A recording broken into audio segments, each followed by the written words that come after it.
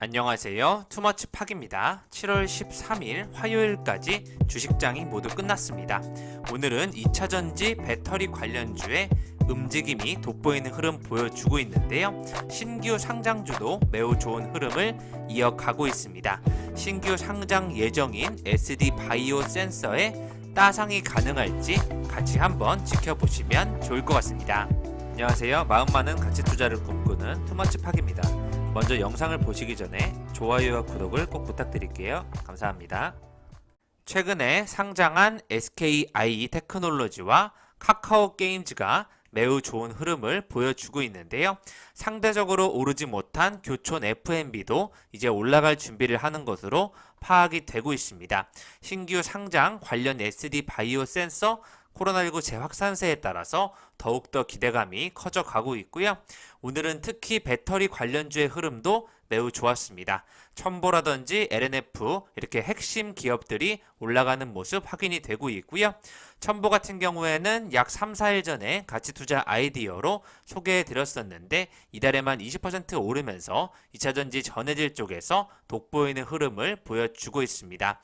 최근에 에이코프로 HN이라든지 첨보 LNF 같이 한번 지켜보시면 좋을 것 같습니다. 이러한 흐름 속에서 배터리주가 다시 증시에 기한하는 것이 아닌가에 대한 뉴스가 나오고 있는데요. 다시 달리는 KRX 2차전지 지수가 전체적으로 상승하고 있다는 소식이 확인이 되고 있습니다. 주요 2차전지 성장주 10개를 보시면 LG화학과 삼성 SDI, SK이노베이션, 포스코케미칼, SKC, 에코프로비엠 등으로 구성이 되어 있고요. LNF 첨보, SKC, 포스코케미칼은 계속해서 좋은 흐름을 보여주고 있습니다.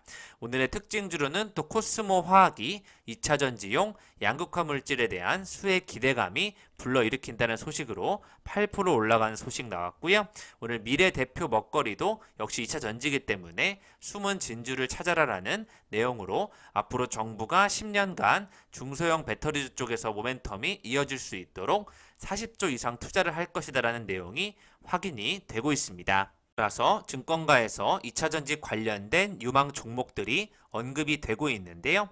양극재 제조사인 LNF와 또 전해질 생산업체인 솔브레인, 또 2차전지 내 전자의 흐름을 돕는 도전제 공급사 나노신소재, 또 국내 유일하게 실리콘 응급제를 생산하는 대주전자 재료와 2차전지용 안정장치 부품 제조업체인 신흥 SEC를 증권가에서 유망 종목으로 뽑고 있고요.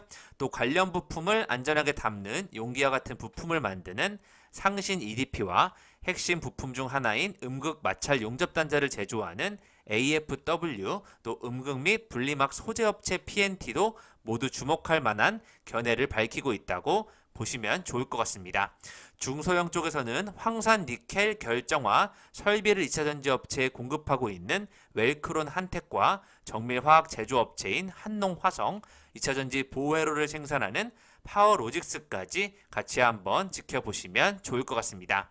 전기차 배터리 시장은 2030년도까지 매년 30% 이상 고성장할 것으로 예측이 되고 있고요. 이에 따라서 전기차 관련주 이 전체 종목들이 다 같이 한 단계 업그레이드 될 것으로 예측이 되고 있습니다. 흥행몰이에 충분히 성공했다는 내용으로 SD 바이오 센서가 따상에 갈 수 있을지에 대한 뉴스가 확인이 되고 있는데요. 코로나19 재확산 수혜에 따라서 따상은 당연할 것이라는 내용과 상장 직후에 상대적으로 유통 분량이 많기 때문에 부담이 남아서 따상은 어려울 것이라는 내용이 같이 나오고 있습니다. SD 바이오 센서는 글로벌 체외 진단 기업인데요. 지난 8일부터 9일까지 진행한 일반 투자자 대상 청약에서 274.02대 1의 경쟁률을 기록하였고요. 전체 공모 주식 1493만 400주 중에 30%에 해당하는 447만 9120주에 대한 청약을 진행했고 증거금이 약 31조가 몰리면서 크게 흥행을 했다고 보시면 좋을 것 같습니다. 국내외 기관이 1389곳이 참여했고요. 95%가 넘는 기관이 밴드 상단 이상에 몰렸습니다. SD 바이오 센서는 코로나19 신족 자가진단 키트를 제조하는 업체인데요. 지난해 기준 코로나19 진단키트 제품인 스탠다드 Q가 전체 매출의 91.24%를 차지하고 있습니다. 올해 상장한 대여 SK 바이오 사이언스와 SKIE 테크놀로지의 첫날 경쟁률에 비해 저조했지만 코로나 신규 확진자가 최근에 다시 늘어나면서 투심이 몰렸다는 분석이 나오고 있습니다. SD바이오 센서는 희망 공모가 밴드를 66,000원에서 85,000원으로 제시하였는데요. 금융감독원으로부터 정정 요구를 받으면서 45,000원에서 52,000원으로 31에 38%가량 낮춘 바 있습니다. 비교 기업으로 삼은 기업들의 주가가 최근 상승세를 보이면서 저렴한 몸값을 부각시키고 있다는 점도 주목이 되고 있는데요. 시젠과 휴마시스, 랩지노믹스, 바이오니아 같은 기업들과 비교가 되고 있습니다. 초기 유통 물량이 많다는 점이 부담일 수밖에 없다는 부분 같이 한번 지켜보시면 좋을 것 같고요. 보호예술을 맺지 않은 기존 주주들도 많기 때문에 상대적으로 불안감을 높이고 있습니다. 유통 가능 물량이 많다는 부분, 상장일 이후에 매물 출회로 주가 상승을 저해할 수 있다는 부분 지켜보시면 좋을 것 같습니다. 최근에 신규 상장했던 SK 아이테크놀로지와 하이브가 상장 이후에는 실망감을 안겼었지만 결국 기존의 자리까지 도달하면서 매우 좋은 흐름을 보여주고 있다는 소식이 나오고 있습니다. SK 아이테크놀로지와 하이브는 금고에 묻어놓고 잊으면 된다는 재밌는 뉴스까지 확인이 되고 있습니다. 상장 직후에 주가가 급등했지만 4만원대까지 떨어졌던 카카오 게임즈도 최근에 주가가 무섭게 올라가고 있는데요. 오늘 83,100원으로 3.88% 상승하고 있습니다. 카카오 게임즈는 신작 오딘 효과에 힘입어서 계속해서 급등하는 모습 확인이 되고 있는데요. 이렇게 최근에 상승하고 있는 섹터는 엔터주와 게임주, 2차전지 소재에 집중되어 있다는 부분 성장주로 지켜봐 주시면 좋을 것 같습니다. 하이브는 위버스라는 플랫폼을 보유하고 있기 때문에 플랫폼 관련 기업으로도 봐주시면 좋다는 내용 확인이 되고 있고요. 계속해서 오딘이 매출 상승을 이끌 것으로 카카오 게임즈에 대한 좋은 전망이 확인이 되고 있습니다. 또 2차전지 분리막 사업 쪽에서는 SKIT가 역시 경쟁력이 있다는 평가를 받고 있다는 부분 지켜보시면 좋을 것 같습니다. 오늘 카카오 게임즈 신작인 에버소울 이미지가 공개되었는데요. 13일 나이나크가 개발 중인 신작 모바일의 게임명을 에버소울로 확정하고 신규 일러스트 이미지를 공개하였습니다. 카카오 게임즈가 매우 급등했기 때문에 거품론도 나오고 있는데요. 2주 만에 시가총액 6조를 달성하면서 시가총액도 2위에 등극하는 모습이 확인이 되고 있습니다. 계속해서 캐릭터들에게 애착을 느낄 수 있는 호감도 시스템을 기반으로 한 감성적인 스토리텔링 방식을 게임에 도입하고 있다는 부분, 카카오 게임즈의 차별화된 콘텐츠 경영 시스템이라고 주목이 되고 있고요. 앞으로 에버소울에 대한 부분도 같이 한번 지켜보시면 좋을 것 같습니다. 4일 전에 C11 주가가 너무 급등했기 때문에 코스닥 시장 본부에서 현저한 급등 조회 공시를 요구하였고요. 최근에 주가의 흐름 보시면 7월 2일 종가 대비 상승률 상위 10개사인데요. 서전기전과 C랩, 휴마시스, 광진윈텍, GH신소재, 랩지노믹스까지 7월 2일 이후로 30% 이상 오르는 기업들이 10개나 나왔다는 부분 지켜보시면 좋을 것 같습니다. 광진윈텍과 GH신소재는 자동차 부품을 만드는 회사라는 공통점이 있고요. C랩 같은 경우에는 데이터의 가공, 관리, 처리에 관한 AI, 인공지능 영상 분석 전문 회사라고 보시면 좋을 것 같습니다. 코스닥 이전 상장 이후에 상승 탄력을 보이고 있고요. 메디콕스는 또 현대중공업과 효성, 현대로템의 조선기자재나 전동기 발전기 등을 OEM 방식으로 공급하는 회사로 보시면 좋을 것 같고요.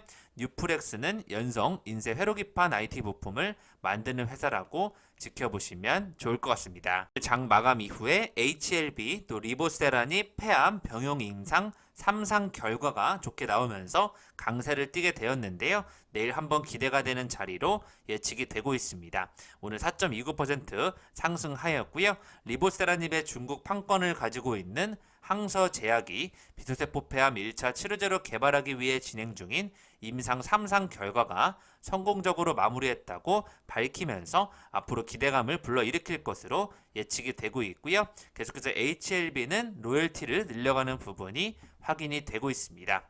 오늘 또 대한항공이 최근에 3.3조 등 상반기에 유상증자를 받은 기업들이 1년 전에 비해서 349%나 늘어났다는 소식이 확인이 되고 있습니다. 상위 1% 고수의 픽을 보시면 카카오 게임즈와 시젠을 고수들이 가장 주목을 하고 있고요. TK 케미컬과 휴마시스를 주목하는 가운데 신성 델타테크가 다시 한번 업그레이드가 우상향 되는 모습이 확인이 되고 있습니다. 현재 시가총액은 4,617억 원을 기록하고 있습니다. LG와 함께 간다 신성 델타테크가 생활 가전과 2차전지 부품 업체로서 LG 실적에 따라서 계속해서 상승할 수 있다는 이런 예측이 나오고 있고요. 2차전지 사업의 경우 LG화학이 폴란드에 진출하면서 전기차 배터리 공장을 세우자 신성 델타테크 자회사인 신성 오토모티브와 신성 ST가 각각 50%를 출자해서 폴란드 합작법인을 세웠다는 부분에 2차전지 관련 매출이 늘어나는 것에 신성 델타테크가 영향을 받고 있다는 부분 같이 한번 지켜보시면 좋을 것 같습니다. 최저임금이 조금 인상되면서 인바이오젠이 또 키오스크 수혜주 부각주로 주목을 받고 있는데요. 아무래도 임금이 비싸지면서 상대적으로 키오스크 관련주가 주목을 받고 있다고 보시면 좋을 것 같습니다. 오늘은 또 인터파크, 오비고, LNF라는 기업이 좋은 흐름을 보여주고 있는데요. 특히 인터파크는 M&A 매물로 등장하면서 좋은 소식을 보여주고 있습니다. 오늘은 또 맘스터치가 맘스터치 랩을 연내에 다양한 형태로 선보일 예정이라고 밝히면서 송파구 헬리오시티에서 맘스터치 랩 1호 매장을 열었는데요. 소비자의 다양한 취향과 니즈를 충족시킬 수 있도록 랩스토어 개념으로 맘스터치가 새롭게 시작한다는 부분 오늘 좋은 실적이 나올 것으로 예측되는 바 주가가 계속 상승하는 모습이 확인이 되고 있습니다. 특히 올해 영업이익 329억 원으로 사상 최고치를 돌파할 것으로 예측이 되고 있습니다. 계속되는 도서 쪽과 또 공연 쪽이 어려워지면서 1세대 인터넷 쇼핑몰인 인터파크가 매각이 되면서 M&A 인수를 기다리고 있다고 보시면 좋을 것 같고요. 오늘 하나기술이 살아있는 하반기 수준 모멘텀이 있다는 스몰캡 부분에서 주목을 해보자는 소식이 나오고 있습니다. 극판 조립과 활성화팩 등 2차전지 모든 공정에 해당하는 각기 다른 장비를 생산하고 있는 2차전지 셀 고객사에게 실제로 납품 중인 하나기술 같이 한번 지켜보시면 좋을 것 같고요. 1분기부터 신규 수주가 크게 증가하면서 2021년도 하반기에는 코로나19 영향 감소로 흑자 전환이 가능할 것이라는 예측이 나오고 있습니다. 이외에 고수들이 주목하는 종목 중에 골드 퍼시픽이 있는데요. 델타 바이러스 억제, 코로나 치료제 효과 부각에 강세를 띠고 있다고 보시면 좋을 것 같습니다. 델타 변이 신종 코로나 바이러스 감염증이 주된 종이 되면서 인도에서 렘데시비르의 50배 이상 효능이 있는 것으로 알려진 경구용 코로나19 치료제 개발이 골드 퍼시픽이 연관이 돼 있다고 지켜보시면 좋을 것 같습니다. 오늘은 또 2차전지 쪽에서 동화 기업이 소재 또 목재 관련주로 주목을 받고 있는데요. 오늘 또 네이버가 급상승하면서 최근에 메타버스, 제페토 관련 등 여러 가지 인터넷 관련주 쪽에서 강세를 띠고 있는데요. 네이버와 카카오, 아프리카 TV 등 전체적인 흐름이 매우 좋은 것으로 분석이 되고 있습니다. 그 중에서 최근에 나왔던 뉴스인데요. 네이버가 네이버 클라우드를 8월 유전체 분석 서비스를 시작하면서 데이터 박스를 개발 중이라는 소식이 나왔었는데요. 네이버는 2018년도부터 신테카 바이오와 개발을 시작한 것이 오는 8월에 출시된다고 합니다. DNA 시퀀싱, RNA 시퀀싱, DNA 칩과 질환 등 유전체 분석이 4개가 가능한 기능을 가지고 있고요. 원본 데이터를 유출 불가능한 데이터 박스라는 서비스를 개발 중에 있다고 보시면 좋을 것 같습니다. 네이버 클라우드 플랫폼 이사님이 2021년도 대한의료정보학회 춘계학술대회에서 네이버 클라우드 유전체 올인원 서비스에 대한 계획을 공개했었고요.